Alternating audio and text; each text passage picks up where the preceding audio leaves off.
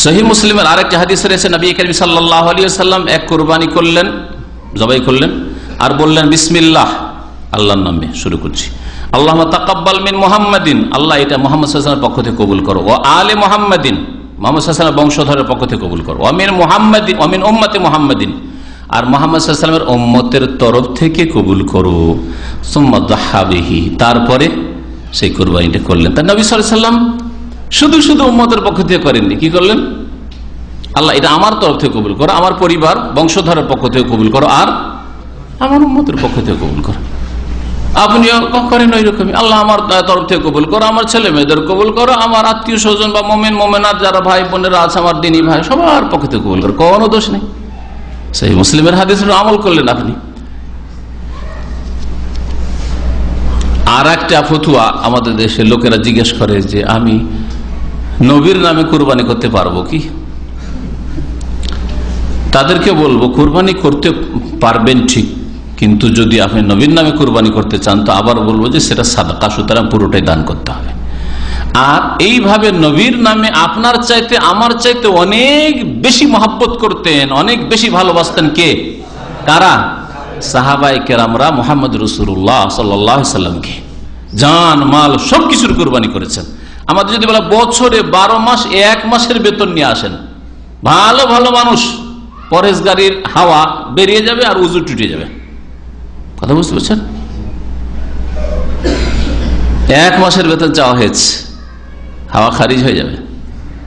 আর আবু বকর রাদিয়াল্লাহু আনহু পুরা মাল বাড়িতে যা আছে নিয়ে এসে দিয়ে দিচ্ছেন। ওমর রাদিয়াল্লাহু তাআলা অর্ধেক। তাহলে আপনার কাছে যদি বলা হয় প্রতি বছরে 6 মাসের বেতন দিয়ে দিতে হবে, দেখি কয়টা লোক বেরোয়, তাহলে বলবেন যে হ্যাঁ আমারও মহব্বত উমরের মতোই আছে।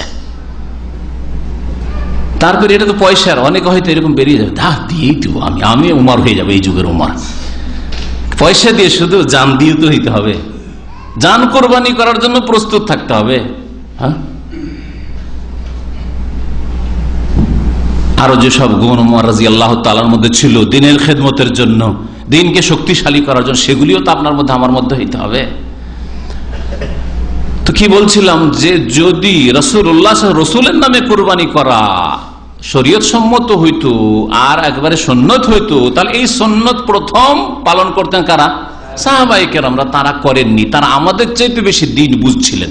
কি বুঝছিলেন? যেটা আমি বুঝছি সেটা হচ্ছে যে আমাদের প্রত্যেকটি ইবাদত বন্দেগীতে আমরা যতটা পরিমাণ নেকি পাচ্ছি আমল করে, ইবাদত করে, ততটা একবারে সমান সমান বা তার চাইতে বেশি কে পাচ্ছেন?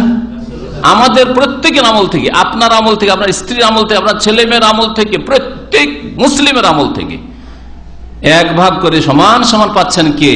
মুহাম্মদ রাসূলুল্লাহ সাল্লাল্লাহু আলাইহি ওয়াসাল্লাম। তাহলে আপনার নামাজ, যত রাকাত নামাজ পড়ছেন ফরজ নফল সুন্নাত, সমান নেকি নবী সাল্লাল্লাহু আলাইহি ওয়াসাল্লাম পাচ্ছেন। কত নেকি নবীর কাছে যাচ্ছে। আপনার কুরবানির, আপনার সিয়াম রোজা, আপনার যাকাত, আপনার দান খায়রাত, ইসলামের খেদমত, হজ উমরা, সবগুলি থেকে আপনার সমান সমান, আমার সমান সমান নেকি কে পাচ্ছেন? মুহাম্মদ রাসূলুল্লাহ সাল্লাল্লাহু আলাইহি ওয়াসাল্লাম। কেন? হ্যাঁ, নামাজ পড়তে শিখেছি, হ্যাঁ, কালিমা পড়েছি তার মাধ্যমে, তাই না? তিনি রাস্তা দেখিয়েছেন। মান দাল্লা আলা খাইরিন, নবী সাল্লাল্লাহু আলাইহি ওয়াসাল্লাম হাদিসের নীতিমালা আনলেন। আর এটা নবীর ক্ষেত্রে শুধু না, প্রত্যেক ভালো মানুষের ক্ষেত্রে, আপনার ক্ষেত্রে সেটা হইতে পারে। মান দাল্লা আলা খাইরিন, যেই ব্যক্তি কল্যাণের রাস্তা বাতলিয়ে দেবে, বলে দেবে, দেখিয়ে দেবে, ফালাহু মিসলু আজরি ফাইলিহি, তার জন্য যেই ব্যক্তি কর্ম করলো তার সমান নেকি রয়েছে, তার সমান নেকি রয়েছে। মুহাম্মদ রাসূলুল্লাহ সাল্লাল্লাহু আলাইহি ওয়াসাল্লাম আমাদেরকে রাস্তা দেখিয়েছেন কুরবানি করার। মুহাম্মদ রাসূলুল্লাহ সাল্লাল্লাহু আলাইহি ওয়াসাল্লাম আমাদেরকে দ্বীনের দাওয়াত দেওয়ার রাস্তা দেখিয়েছেন, কোরআন হাদিসের ইলম শেখার রাস্তা দেখিয়েছেন। সুতরাং আমরা যতগুলি আমল করছি সবগুলির সমান সমান ভাগকে পাচ্ছেন সাইয়্যিদুল মুরসালিন খাতামুন নবীর মুহাম্মদ রাসূলুল্লাহ সাল্লাল্লাহু আলাইহি ওয়াসাল্লাম। সুতরাং আপনার তো এমনিতে ভাগ পাচ্ছেন, আর তারপরে আবার নবীর নামে আলাদা করে কুরবানি করা এর কোনো যুক্তি নেই, কারণ সাহাবায়ে কেরামরা এরকম করেননি।